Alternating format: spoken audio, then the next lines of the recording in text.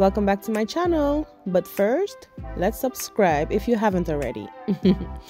We're gonna make saltfish with coconut milk. First you're gonna add your oil. Make sure to pre-cook your saltfish so you can remove the excess salt. When your oil is hot, you're gonna add your saltfish and leave that fry. While it's frying, you're gonna add some black pepper, about a tablespoon of brown sugar to caramelize it, 2 crushed garlic cloves, and 2 chopped small tomatoes.